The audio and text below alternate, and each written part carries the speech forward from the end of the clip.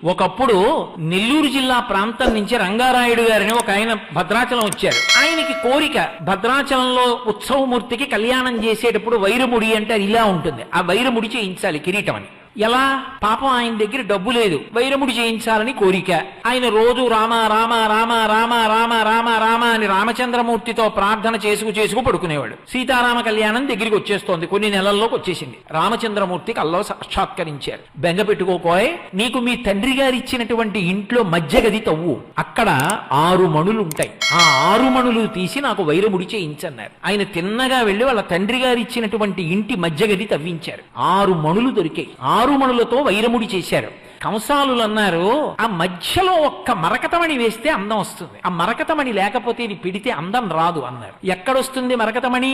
పాపం ఎలాగైనా సంపాదించాలని ఆయన భారతదేశం అంతా తిరిగాడు రంగారాయుడు గారు. ఆ 6 మణుల మధ్యలోకి ఇమిడేటటువంటి మరకతమణి ఎక్కడా దొరకలేదు. ఎక్కడా దొరకట్లేదు మరకతమణి. ఎలా?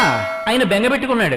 రామచంద్రమూర్తి యొక్క ఆజ్ఞ, ఒక వారకాంత దక్షిణ దేశం నుంచి వచ్చింది. వచ్చి, అయ్యా ఎప్పటి నుంచో నా చేతికి ఉంగరం ఉంది, నాకు రాముడు చెప్పాడు ఇందులో మరకతమణి ఉంది, మీరు వైరముడి చేయించారట, తెల్లవారితే శ్రీరామనవమి, ఈ మరకతమణి ఆ కిరీటానికి సరిపోతుందని నన్ను పంపించాడు. సరిపోతుందని ఆయన అన్నాడు కాబట్టి సరిపోతుంది, తీసుకోండని ఉంగరం ఇచ్చింది. కంసాలుల్ని పిలిపించి ఉంగరంలో మరకతమణి తీసి వైరముడిలో వేశారు. ఖచ్చితంగా సరిపోయింది.